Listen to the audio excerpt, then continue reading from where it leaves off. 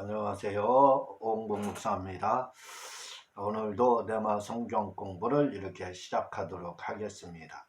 네마 성경 공부는 말씀을 드렸지만 예수님이 하신 그 성경 공부, 설교, 그리고 제자들이 성경을 기록할 때 썼던 기법, 또 구약 성경을 기록한 기록자들의 그 기법을 의미하고 있습니다. 이걸 헬라어로는 액티데미 이렇게 되어 있고 영어로는 오버랩 기법 또는 그걸 줄여서 넷 기법 이렇게 말합니다. 무슨 말씀이냐면 앞에서 설명한 거를 구체적으로 다시 설명하는 기법을 쓰고 있다 이거죠. 그래서 액티데미를 설명하다 이렇게 되어 있습니다. 우리 제가 말씀을 드렸지만 네마 성경 공부는 그 용어 분석 성경 공부라 이거죠. 그래서 액티데미 예수님이 하셨던 그 성경 공부를 그대로 하고 있습니다. 말씀을 드렸지만 성경 구절을 가지고 이렇게 말씀을 많이 막 여기저기 왔다 갔다 그렇게 하지 않고 제가 이미 다 요약된 부분을 요약한 것을 정리해서 이렇게 용어로서 설명을 드리도록 하겠습니다. 오늘은 하나님의 속성에 대해서 이렇게 설명을 드리려고 합니다. 하나님의 속성. 속성이라는 말을 다른 말로 하면 사전에 보면은 사전에서 속성이라는 말을 성질과 성품 이렇게 말합니다. 성질과 성품. 근데 이 말도 굉장히 어려워요. 저는 어려운 것을 굉장히 싫어하는 사람입니다. 뭐든지 어려운 거 쉬운 걸로 이렇게 바꿔놓거든요. 그래서 원어를 손댄 겁니다. 왜? 원어 자체는 어렵지만 그 뜻은 쉽거든요. 그래서 헬라 원어를 이렇게 손을 대서 나름대로 공부를 혼자 해서 여러분들에게 지금 설명을 드리고 있는 겁니다. 하나님의 우리가 이 속성이라고 하는 말이 성품과 성질 사전에는 되어 있지만 더 쉬운 말로 말하면 성격입니다. 성격을 속성이라고 하는 거예요. 어려운 말로. 속성이라는 것이 조직신학 용어거든요. 그렇지만 조직신학 용어지만 쉽게 말하면 성격을 말하는 겁니다. 하나님은 어떤 성격을 가지고 계시느냐. 삼일체를 말씀을 드릴 때 일체를 말씀을 드릴 때 일체란 본질이 하나고 속성이 하나다 이렇게 말씀을 드렸죠. 성격이 하나다 이렇게 말씀을 드렸습니다. 바로 그 속성이라는 것은 성격을 말씀을 하고 있다 이거죠. 그런데 이 성격을 하나님만이 가지고 있는 성격이 있고 또 하나님과 사람이 같이 공유하는 성격이 있습니다. 이것을 신학적 용어로는 공유적 속성, 비공유적 속성 이렇게 이야기합니다. 말이 좀 어렵죠? 풀이해서 하면 간단하게 말씀을 드리도록 하겠습니다. 풀이하면 비공유적 속성이란 공유라는 게 뭐예요? 같이 소유했다 그런 뜻이잖아요. 공유한다 이 말은 뭐냐면 같이 뭔가를 소유했다. 그래서 인터넷 공유기 하면 공유기를 그 통해서 여러 사람이 인터넷을 할 수 있다. 인터넷을 같이 소유하는 것. 그걸 이제 공유다 이렇게 이야기를 하는 거예요. 그러니까 그거 생각하면 됩니다. 공유적 속성이라는 것은 하나님과 사람이 같이 공유한 거고 비공유적 속성이라는 것은 비는 비자가 들어갔잖아요. 부정어가 들어가 있으니까 이건 뭐예요? 하나님만이 가지고 있는 속성을 바로 비공유적 속성이다. 이렇게 이야기를 하는 겁니다. 말이 좀 그렇게 하니까 좀 쉽죠? 이해가 잘 가지요? 저는 원래 이렇게 쉽게 말씀을 드립니다. 그러면 예를 들어 보겠어요.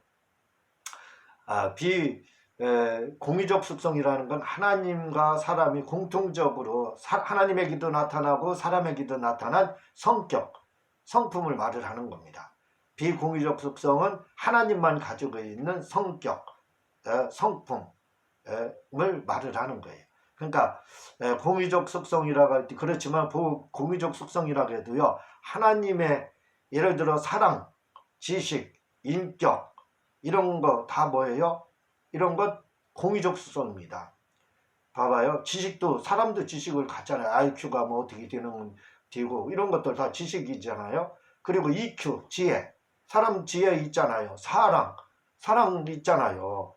또 아가페적 사랑, 아가파오 사랑, 그런 여러 스트로게 사랑, 에로스 사랑, 헤세드 이런 여러 가지 이제 사랑이 원어적으로 이렇게 이제 있거든요.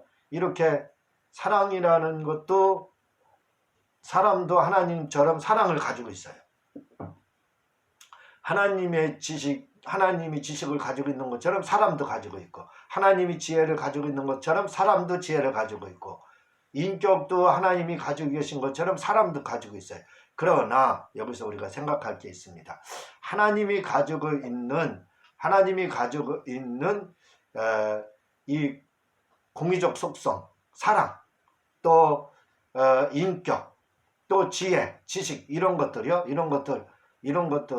사람이 가지고 있는 거랑은 하늘과 땅의 차이다 이거죠. 다시 말하면 우리는 땅이고 하나님은 하늘이라 이거죠. 공유는 했습니다. 그러나 비교할 수 없다 이거죠. 비교 자체. 사람은 하나님의 속성에, 공유적 속성에 그냥 뭐라고 할까요? 티끌만한 겁니다. 흉내 내는 거예요. 그 정도밖에 안 되는 겁니다. 그냥 조그마한 거에 지나지 않는 거예요. 예를 들어 하나님의 아가페 사랑은 무궁무진하잖아요. 엄청난 사랑이지 않습니까? 원수까지도 사랑하고 그런 사랑이잖아요. 사람도 사랑이 있어요. 그렇죠? 물론 원수 사랑하지만 주님처럼 그렇게 하나님처럼 원수를 사랑합니까? 자기 아들을 죽인 그런 원수들을 위해서 아들을 보내 대신 죽게 하는, 이거 불가능한 겁니다. 이런 거. 손양원 목사님이 그 일을 그렇게 했다고, 자기 아들 순교하는 죽인 두 아들을 죽인 그 사람을 자기 양아들로 삼은 거. 이 손양원 목사님 같은 분이나 하는 거잖아요. 이렇게 사랑은 사랑인데 하나님의 사랑은 무궁하고 사람의 사랑은 조금밖에 안 되는 겁니다. 공의적 속성이라고 해서 지식도 그렇지요. 하나님의 지식은 이거 표현할 수 있습니까? 사람이 아무리 머리 좋으면 IQ 200 나온다고 쳐요. IQ 200밖에 안 되는 겁니다. 그렇죠? 1000개, 10,000개 중에 1억 개 중에 200개밖에 모른다. 이렇게 생각하면 되겠죠. 하나님이 1억을 안다면. 그렇게 지식의 차이가 있고, 또 사람도 지혜로운 사람이 많이 있잖아요. 그렇지만 많은 지혜로운 사람이 있다 할지라도 하나님의 지혜와 비교할 수 있어요?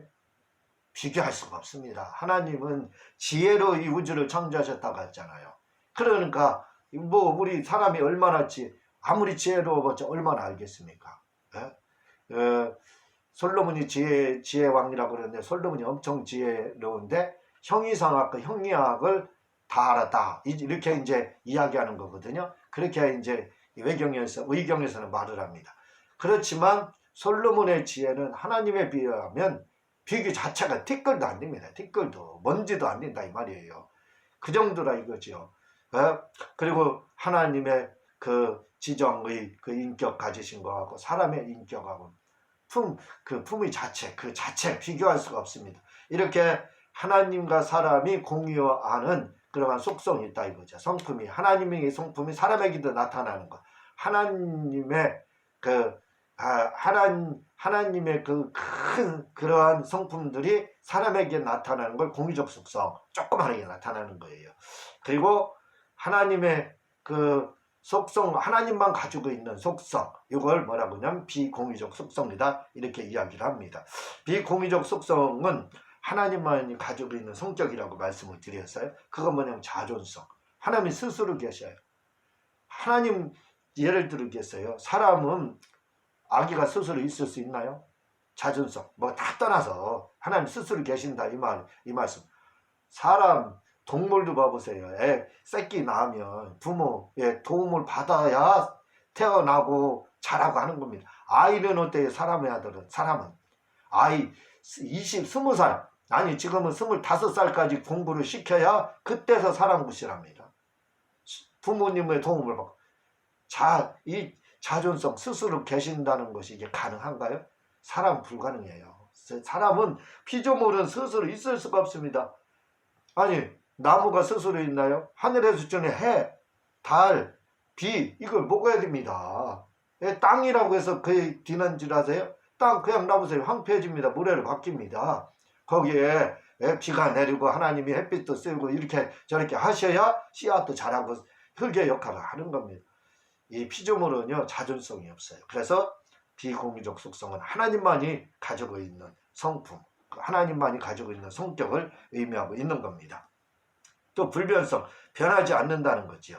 하나님은 성경에 보면은요, 야고보서 1장 17절에 보면 온갖 좋은 은사와 온전한 선물이 다 위로부터 빛들의 아버지께로부터 내려오나니 그는 변함도 없으시고 회전하는 그림자도 없으시니라. 변함도 없고 회전하는 그림자도 없다는 거예요. 하나님은 변치 않는다는 겁니다. 하나님은. 그리고 히브리서 13장 8절에는요, 예수 그리스도는 어제나 오늘이나 영원토록 동일하여 변함이 없다는 거예요. 불변성, 이 변함이 없는 거 가능한가요? 사람 늙어서 죽지 않습니까? 저도 지금 많이 늙었어요.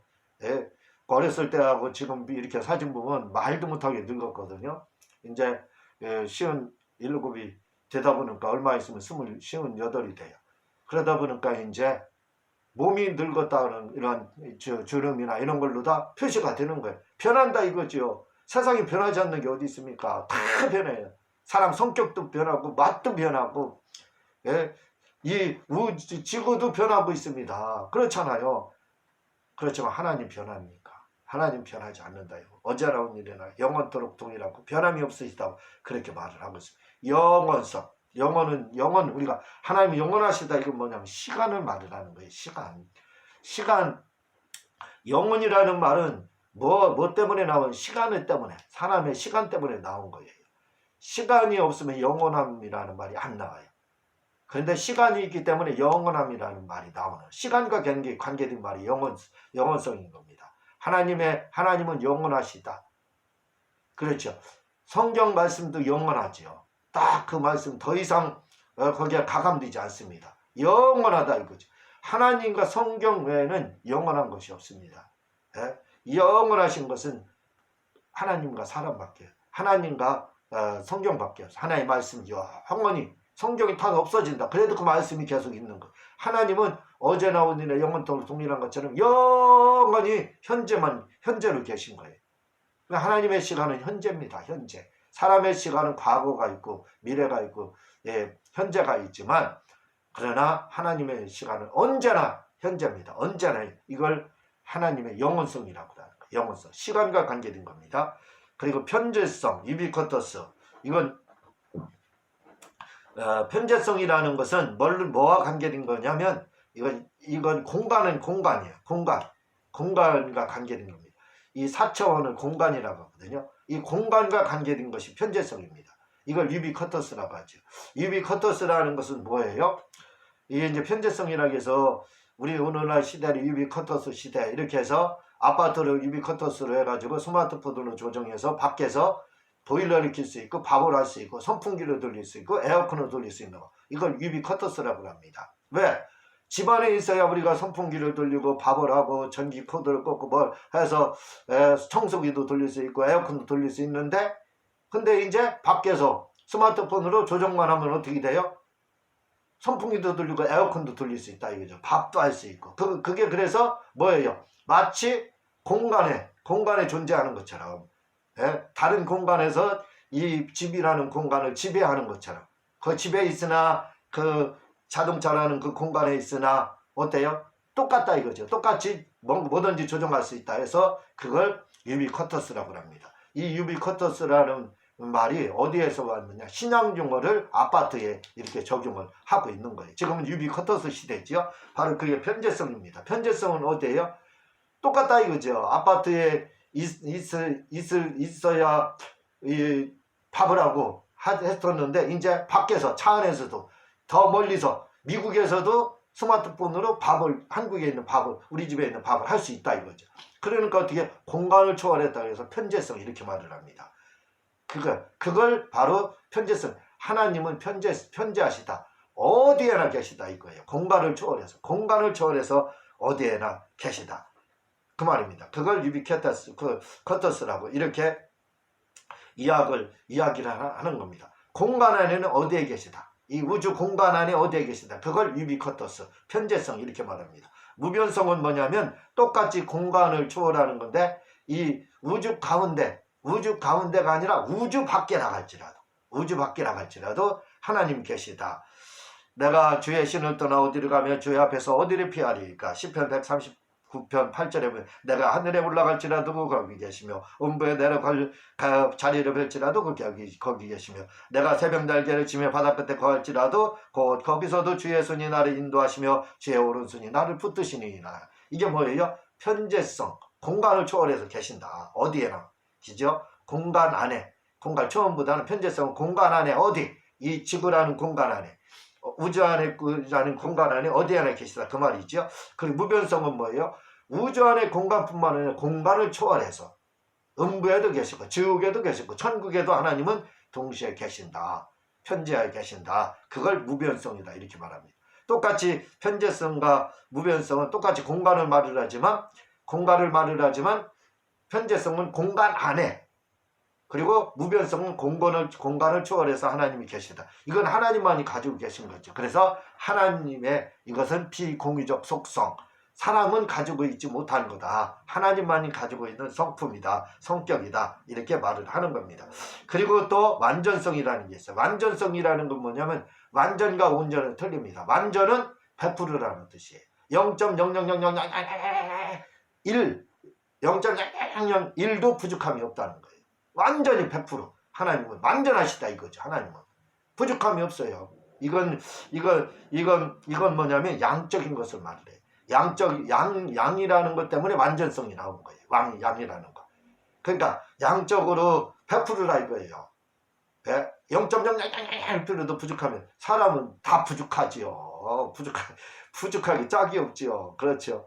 그런데 하나님은 부족하면 완전하시다. 그 양적인 말에서 바로 이 완전성이 나오는 겁니다. 양적으로. 그 온전이라는 게 뭔지 아세요? 완전은 100%고 온전은 이 100%를 향해서 달려가는 거예요. 100%가 튕겨. 그래서 하나님은 완전하시지만 우리는 온전하다 이거죠. 온전. 왜? 100% 되신 하나님을 향해서 나아가는 거예요. 그래서 사람은 완전한 사람이 없어. 완전하다는 말을 하나님 외에는 쓸 수가 없는 말입니다. 그래서 비공유적 속성이에요. 사람은 뭐예요? 온전한 거예요. 온전. 하나님의 닮아가는 거지. 하나님 닮아가는 거. 부족함, 99.999999 부족하지요. 사람은. 예? 그렇지만 하나님을 막 닮아가고 쫓아가는 거. 그 온전성이다. 이렇게 이야기를 하는 겁니다. 이 자세한 내용은 저희 책 성경 보는 안경 1, 2권을 이렇게 참고를 해주시기를 바랍니다. 결론적으로 말씀을 드립니다. 이 하나님은 하나님의 이 속성이라는 것은 성격을 말한다. 성질을 말하지만 더 쉽게 말하면 성격을 말한다. 이 성격에는 하나님만이 가지고 있는 비공유적 속성과 사람과 하나님이 같이 가지고 있는 공유적 속성이 있다. 이렇게 여러분들이 기억을 해주시면 고맙겠습니다. 자, 말씀을 드리지만 제가 기독교 방송 TV에 이렇게 설교를 하려고 하니까 여러분들 좀 은혜가 되시는 분들, 이렇게 또 선교로 도우실 분들은 이렇게 선교를 해주셔서 제가 방송 선교할 수 있도록 도와주시기를 부탁을 드립니다. 고맙습니다.